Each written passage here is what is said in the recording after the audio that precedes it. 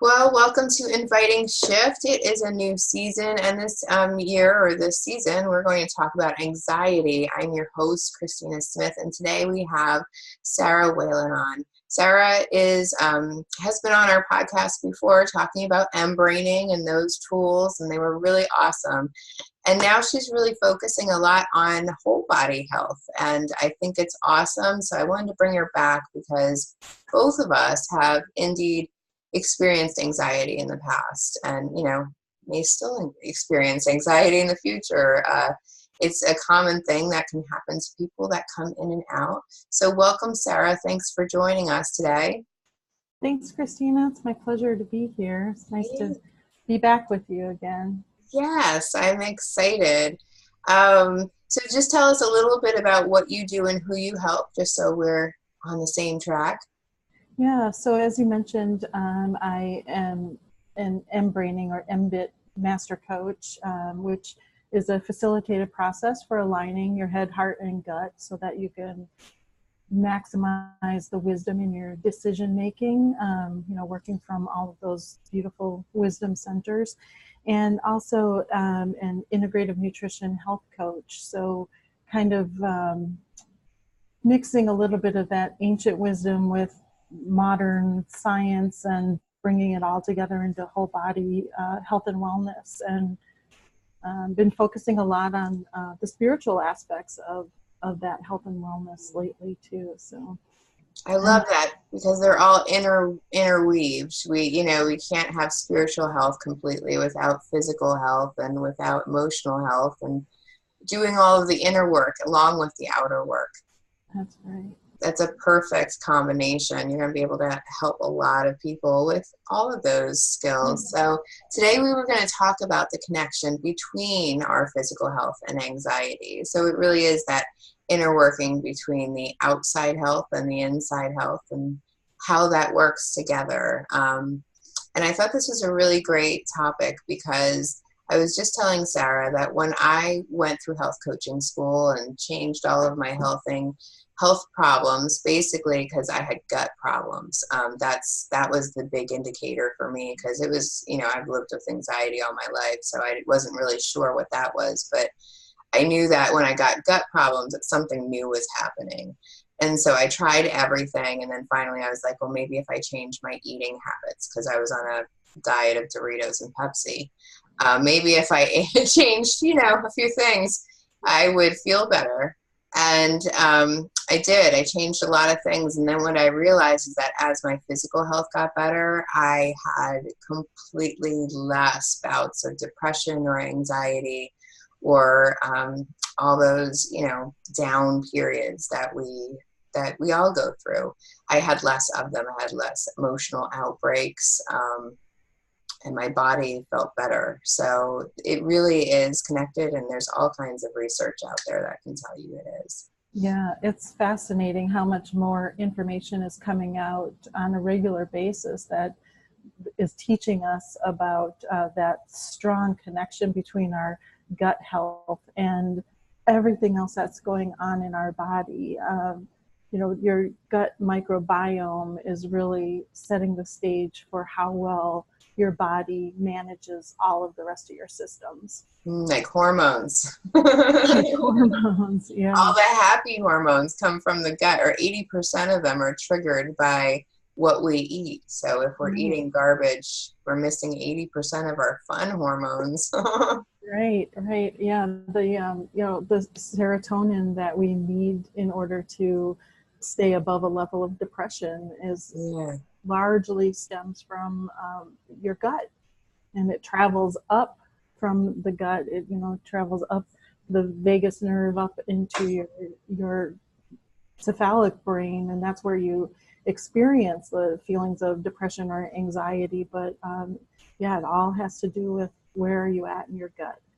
Exactly. And then it's like a cyclical problem too, because I know for me, when I'm depressed or sad, like, what do I want more than cake, or sugar, or all those things that are just going to create even a worse gut situation, cutting off even more of my serotonin and, making me want to have more cake.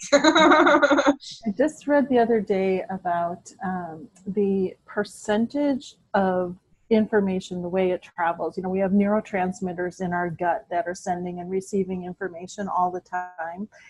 And the way that it flows is there's 90% of information that goes up, so comes up from your gut, and there's only 10% of information that flows down. So we think our head is in charge, but really it's all about the gut. And there's so much information stored in our gut. I've recently gone through an absolute transformation in cleansing and sort of ripping open the film that was covering my gut microbiome that was causing fibromyalgia and depression and anxiety and a plethora of other symptoms. But again, to treat this illness that was affecting my entire body, we determined that I needed to focus on my gut and really restore that gut health. Yeah, I completely agree. Until I healed my gut, everything else was going to go downhill, because it really, like you said, it's sending the messages up. When I was really sick, I just felt really weak, even mentally, emotionally, and, ready just to blow up at anyone, when I wasn't feeling good. And, when I changed my food and everything, I could just so quickly see how it impacted me. And I think that one of the things that we don't recognize today, and why they're studying it so much, is stress, anxiety, depression. All of those are kind of related, because it's these unseen things that we put our body through. That I think that, for me, I know that if I was more connected with my body in my 20s and my 30s, I would have realized that there was something wrong way before my gut had to scream it at me. Because I didn't take time to connect with myself, or even really connect to spirit in a good, grounded way. And so I didn't realize how much stress I was carrying around all the time. Like, a high stress level was just my norm. So how did I know when I was under stress? Other than, being able to start recognizing the consequences of that stress and going, I wonder if I could change something here. And just being aware of it and incorporating some kind of a mindfulness practice into your daily life that helps keep you grounded and present. Being present and in this present moment really helps you avoid spending time in depression, which is largely attached to things in your past, whereas anxiety is unfounded worry about upcoming events, known or unknown. So it's that mindfulness practice of just bringing your mind, your soul, your body all into the now can just do tremendous work for mitigating the symptoms of anxiety. Exactly, because our health isn't just about the food. Our health is also about, how much time do we spend caring for ourselves? How well do we do that? If that's exercise, sleep, I learned was a lot more important than I thought it was when I was younger. Water, all of these, like, they seem like simple things, and yet if we track them every day, a lot of us will find that we're not really hitting, what our goal is, what we should be doing with ourselves.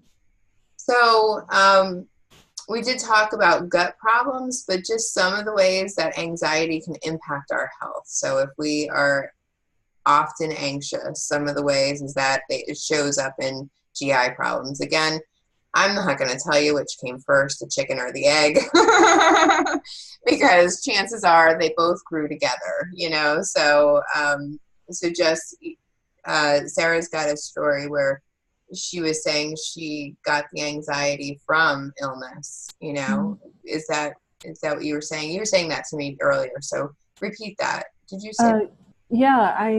I battled with fibromyalgia for a decade, and at some times, and by times I mean for a couple of years, it was debilitating in depression and also in anxiety, and just this um, free-floating anxiety where it's kind of hard to describe even, but so this physical illness of fibromyalgia was creating anxiety, or anxiety was feeding the fibromyalgia, probably both. Yeah. And then I would just get this anxiety that my mind would be trying to make sense of it, and so it would look for something to latch it onto, and just create this attachment of anxiety about something, because our head is very creative, and it wants to make sense and make meaning of everything that's going on in our life.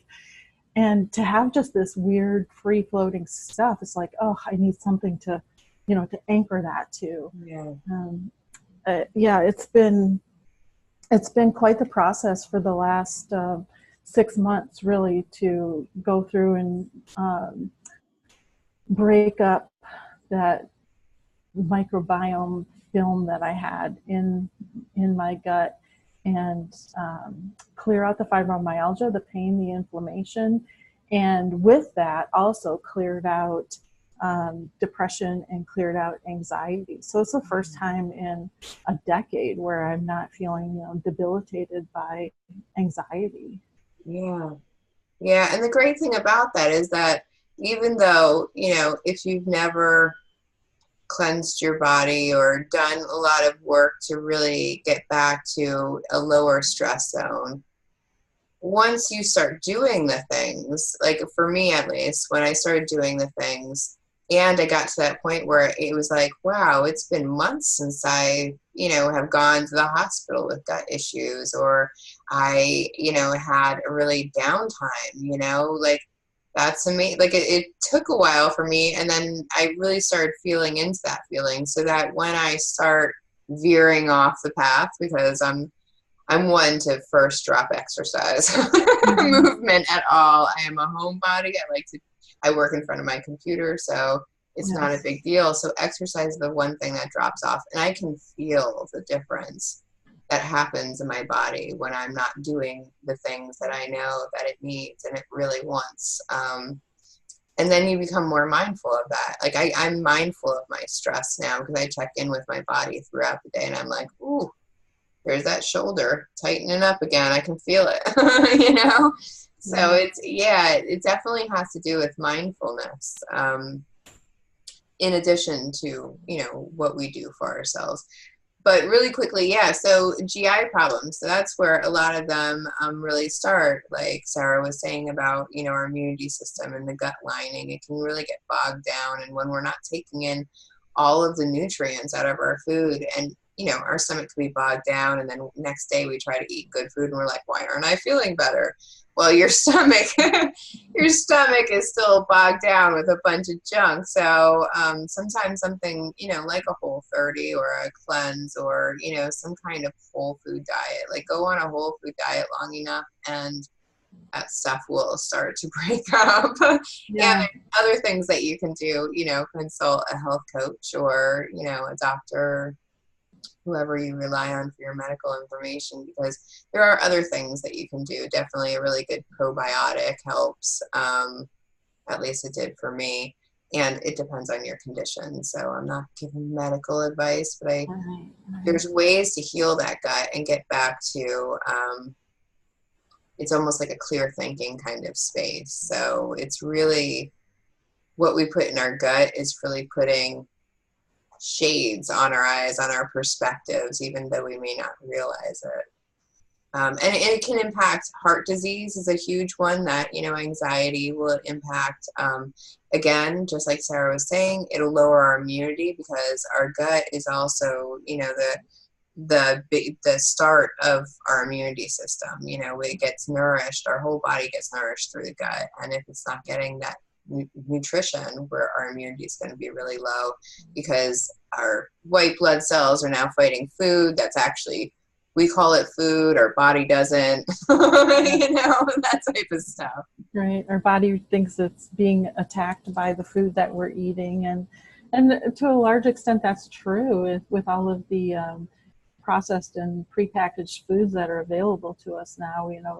As a society, we've moved so far away from eating natural foods. And I think that's why there's such an epidemic of depression and anxiety, that it all ties back to, not all, but largely back to, our food and inability. Our bodies just weren't meant to eat the kind of crap that we're eating. Agreed. Yeah, I grew up on those foods. Like, I didn't know that, like, why did you need a recipe book? They're all in the back of the boxes. Who uses that? Right, buy a box of Rice Krispies and, oh look, a recipe for Rice Krispie treats. Perfect. Add more sugar. Yes, that's what we need. Exactly. But if we've all grown up that way, it's really hard to tell what our bodies would be if we had fed them natural food. So I think it's really fantastic for anyone to just go on a whole food diet for a month and just see how it really impacts them without even going crazy and restrictive or anything, just whole foods rather than the ones that you find in the box. And I promise you, they even taste better. Honestly, when I started cooking, I thought, what a pain in the butt, but I gotta tell you, food is much better and it feels better in my body. Yeah, absolutely. I can attest to that myself. And your body is like your own private laboratory for you to try these scientific experiments to see what foods make you feel better or which ones make you feel worse, and eliminate all of those things that are contributing to your discomfort and your dis-ease that you're experiencing. Exactly. Yeah. So, and then we have already been talking about how we can impact anxiety, try to break it up with some healthy ways. And, Sarah and I were also talking about that inner work and that outer work. So there's, anxiety. I'm pausing here. So I think that, our health is as much of a symptom of our anxiety as our anxiety is as a symptom of our health.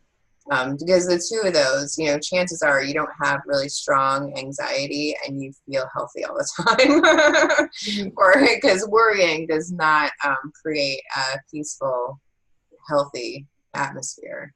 Yeah, there's definitely a symbiotic relationship between the two, right? I don't think you can get rid of anxiety by focusing on anxiety. You have to focus on everything else, and then you'll sort of look at it in the rearview mirror and say, oh, look, I'm not experiencing that anymore. I love that point, because so often people, when they want one thing, like sometimes it's losing weight or it's, just lowering their blood sugar or whatever it is that they need to do. And they're, every day they're checking, is my anxiety lowered yet?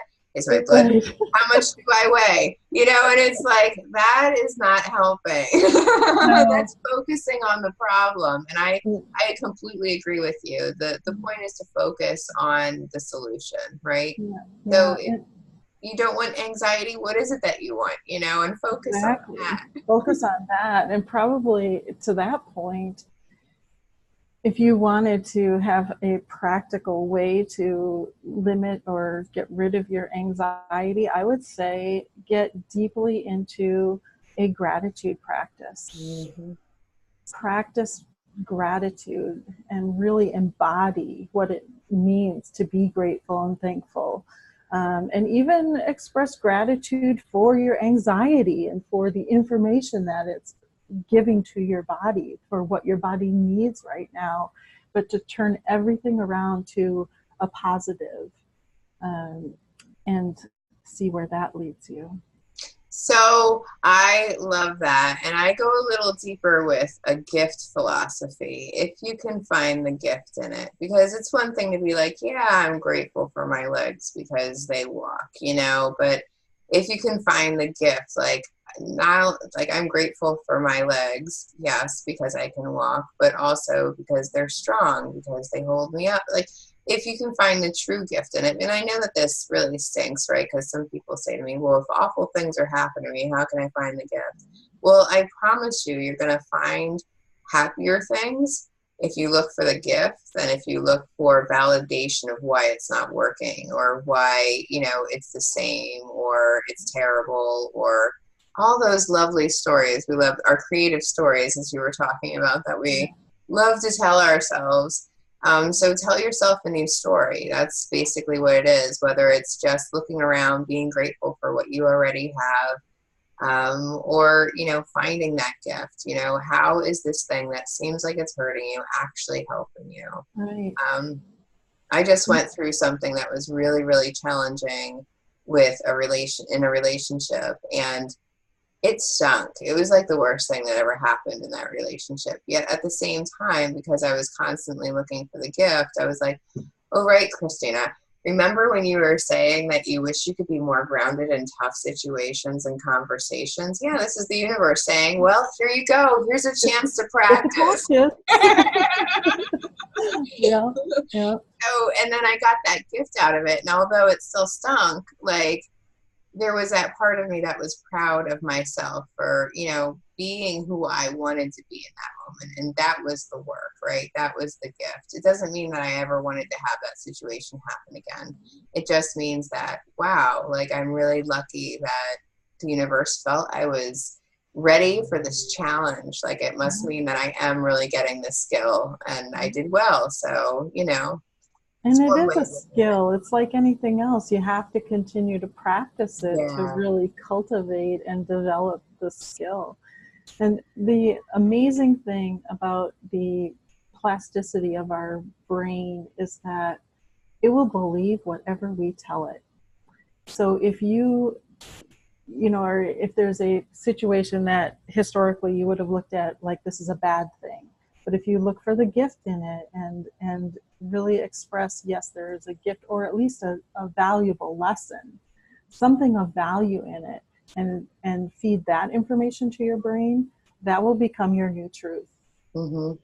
Exactly. Yeah, you just have to validate that story more than the old story. And that's the trick, right? Because those old stories are strong. We've been telling them for a long time. There's a lot of data to back them up that we can just decide as data. That's right. All these 97 experiences to support my theory. Yeah. That's right. Obviously, it's true. Yeah, exactly. So tell ourselves good things. That's a really great start of how we improve our anxiety and, you know, our physical eating habits, or drinking water habits, or any of those self-care habits, by telling us good things about it, you know, instead of saying, oh, I hate going to exercise, it's so painful, what a pain.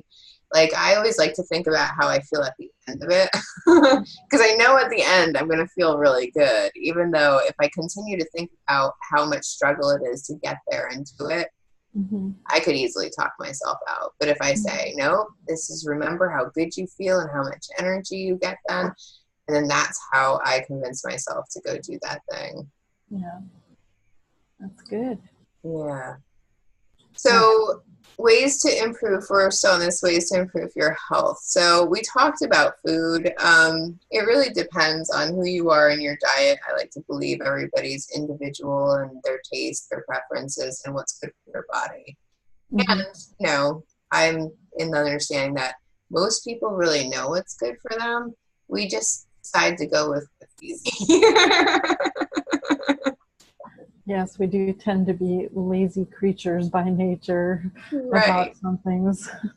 Right. And some of the huge things that impact anxiety are probably the most obvious things. Processed foods, because of all those chemicals and hydrogenated oils and things that we don't really know what the impact on the body is. But all we know is it doesn't kill you the moment you take it. But we don't know really what happens in the body after that. And, you know, there are a lot of studies that say that all these different preservatives really have an impact on our gut. And again, the gut has something anxiety. So Yeah. we want to ensure no processed foods. Yeah, and sugar. Sugar, I think, is just a huge contributor to the whole cycle of anxiety. And, sugar is so highly addictive. Um, and if you're eating sugar and then you get anxious about something, it might be your normal response to go and eat something sugary because it makes you feel better, but all you're doing is continuing to feed the beast that way. Oh yes, and it's such an addiction in our country. We're both from the U.S., so it's such an addiction. It's in every food.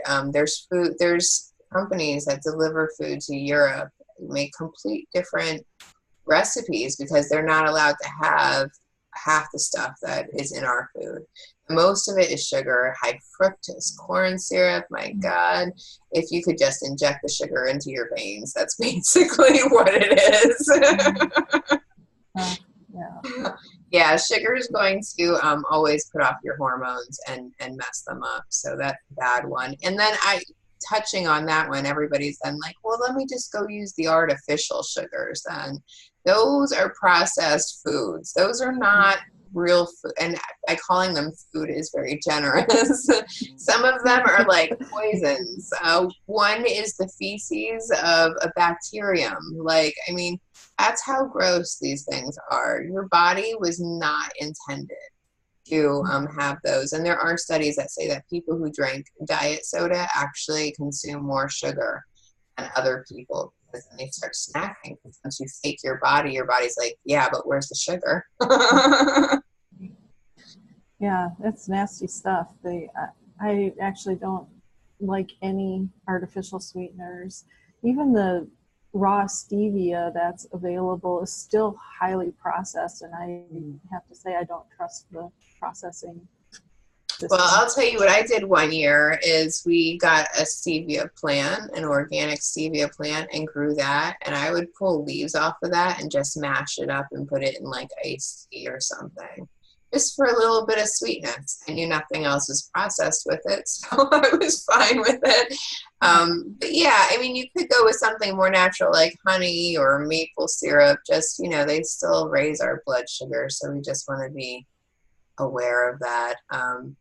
But usually not as quickly as the processed sugars that we have. I mean, if you can cut out the processed sugars and the fake sweeteners, that would probably change your body enormously all by itself. And I always get excited when people go on a sugar break and then they come back and tell me, because it's always something different for them, It's like, oh, my head was clear. Oh, I wasn't tired anymore. And a lot of people have told me anxiety and depression have loosened for them when they do that. Yeah. So what else can you do? We already talked about mindfulness. I think that there's three major parts to really being healthy. It's the physical, the emotional, and that spiritual part. And the intellect is in there somewhere, but I think that when those three are fully supported, you can grow in any direction after that. And for me, the mindfulness is so important. If I don't ground myself every day, I can easily get caught up in, never know what term to use for this, like worldly stuff, outside stuff, whatever that is, got to make money, got to go to work, all that gotta stuff. If I don't take time to ground, I forget how I'm feeling. I can fly off the handle at someone. I forget to eat, or I forget I have to sleep. Yeah, it's easy to get caught in the cacophony and just the frenetic nature of our life now, because there's so much information coming at us so quickly and from so many directions. I'm all about breathing, balanced breathing, which you can do anywhere, anytime. As if you're experiencing, an acute anxiety or panic attack situation, just breathing and getting yourself back into that coherent space will just do wonders for helping you, regulate your adrenals and just manage your physical state. And when I talk about balanced breathing, it's really just doing a measured in-breath and out-breath that are the same. If you're in a really sympathetic, dominant, heightened, fearful, anxious state and you need to calm down, you can do a slightly longer out-breath. The longer out-breath is going to just sort of chill you right down. But if you want to just get into the middle, you want to be doing breathing deep into your gut, in for whatever the count is comfortable for you, if it's 4, 5, or 6, but just balanced breathing all day long. Yeah. Yeah, I find that exactly. If I just check in with my breathing, it reminds me that, okay, I'm still here. Yeah. This is my body. I'm still here, not just that.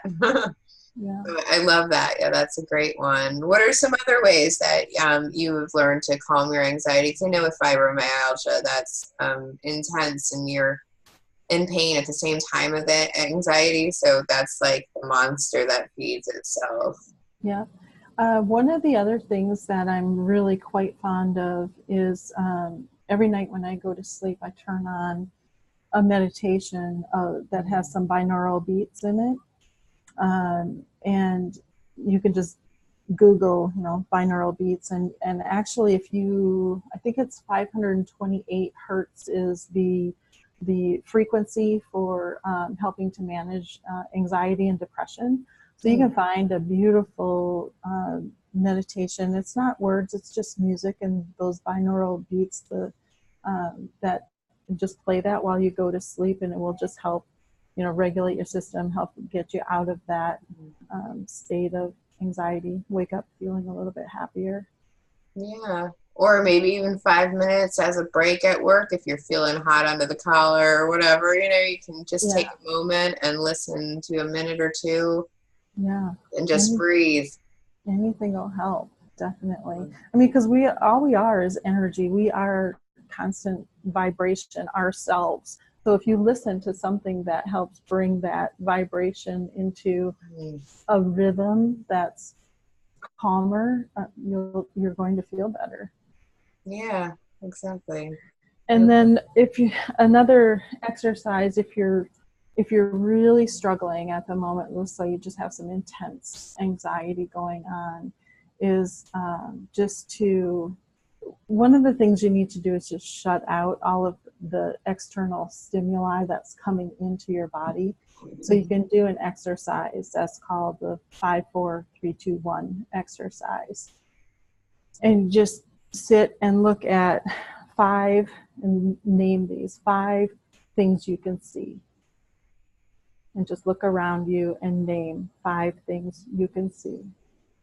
And then go to 4 things that you can physically touch, that you can feel your feet on the ground, or you can feel this crystal that you're holding, or whatever 4 things that you can touch. And then go down to 3 things that you can hear. Listen for what's going on in your environment. Identify 3 things that you can hear. And then move down to 2 things that you can smell of what's going on. Hopefully it's not a stinky dog, but 2 things that you can smell. And then 1 thing that you can taste. And just going through that exercise is going to help just bring you back into, that sympathetic balance that you need to be in. Yeah, I've used that before, and I know that people use it especially when they're in panic attacks, which is, almost like ultimate anxiety, where you're having immediate physical symptoms of that. And it is really helpful, getting back into your senses, remembering that you're not just a brain in the world, because I know that's how I used to feel when I went to work every day. It was like none of this body thing mattered. The brain just needed to work. And so that's a really great way of really grounding yourself again. And, I love to go walk in nature. If I can be around trees, if I can be around, animals around, or whatever, like the smells, the feels. And I'm a very texture person, so I do touch all the leaves in the park and everything. And that really helps me feel like I get back to like normal, and I can, because those stories that we're telling ourselves when we're in anxiety, we know that a lot of them aren't true, or at least we don't know that they're true, right? We're just making up what we think other people's intentions were, why that person did that thing that made me mad. We're just telling stories to ourselves. And when we're in that part, it can get like to the point where, at least for me, maybe I'm crazy, but I can get to the point where I can't tell which side is up anymore. Like I can't really tell what's making sense anymore, and what fears are real and what fears are not, basically. And so by doing exercises like this, whether it's breathing or meditation or something, I think for me in those moments, I need something a little bit more hands-on, practical. I really love the 5-4-3-2-1 exercise. And I physically have to remove myself sometimes from the space I am in and go somewhere else so that I can remember that I'm not stuck in this headspace. Yeah. I think one of the biggest and most frequently used thing that I use is my dog. It's just petting my dog or your cat or whatever animal, just, making that connection. I think experiencing anxiety is experiencing separation from source or your higher self or whatever you want to call it. And so even just to pet an animal is also a very soothing thing to do to help get you reconnected. Yeah, I read a meme the other day that said all dogs are therapy dogs. Some are just freelancing, and that is so my dog, because like if I get upset, if there's even a tear, she's like next to me going, "What's going on, Mom? Come on, pet my face. You like that?"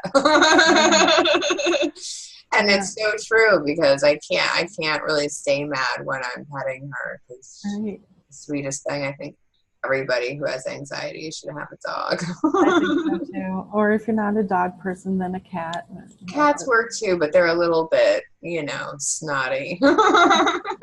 Exactly. You're a little snooty. You have to put up with your attitude, but they do help. Yeah. So, of course, I do want to just cap this off with a note that if you are experiencing severe anxiety and depression, I hope that you go see a trained medical professional, whoever it is that you trust. These are just some ways that you can self-support yourself with anxiety, and things that we really suggest that you might want to try, and you can do it even if your doctor gives you a medication or not. So hopefully some of these ideas have helped. I just really want, the two of us just really want to put across how important, both our outside physical work, the things that we eat, the way we treat our body are all important, and also doing the inner work, what is this anxiety about? How can I release some of it? Because chances are by now, if you've had both of those for a while, they've been feeding each other, and so you kind of have to solve both problems. Step away from the anxiety buffet. Yeah, that's a good one. Right. When in doubt, go find some girls or some friends or whoever to hang out with, and have some laughs. Laugh at yourself. That always tends to help me. I always think that having support of some type is completely essential. I have a circle of women that I meet with every 2 weeks that hold space for that. I have mentors. I have all kinds of people that love me in my life because I've just set that up. And that's one thing that I would really, out of all the things that we talked about, getting support and just having people hear you can help you do your own work so phenomenally. Yeah, without a doubt. And oddly enough, and I guess this goes back to kind of the gratitude practice, but if you're really struggling with your own depression or anxiety, if you can do something to go help another person, it just does wonders to help you feel better, because I think by helping heal other people, you heal yourself. That's why we became coaches, right? Right? It's all about us. This is for you, but really it's for me. Yeah. That's why we became coaches, because we love helping other people. But it is true, yeah, because it gives us a moment to take our thoughts off of our own problems, because that's what anxiety does. It really isolates us and it makes us feel alone. And we can get so deep down the rabbit hole with our anxiety, and by having that, break that thought pattern, go do something for someone else, go change whatever it is that you're doing, however it works for you. Walk in nature. Yeah. Definitely helping other people helps as well. So yes, try some of those things. Let us know how they go. You can contact Sarah or myself. I'm sure all the information is around here somewhere, so clickety click. And that's it for us today. Join us again next week. We're going to be doing the anxiety podcast weekly, so we hope to have lots of different ways to really look at our anxiety, how we can, support our best health, and how we can get back to our wisdom, joy, and power. Yeah. Thanks, Sarah. Well, thank you, Christina. It was a pleasure to be here with you. Thank you. And thank you, everyone else.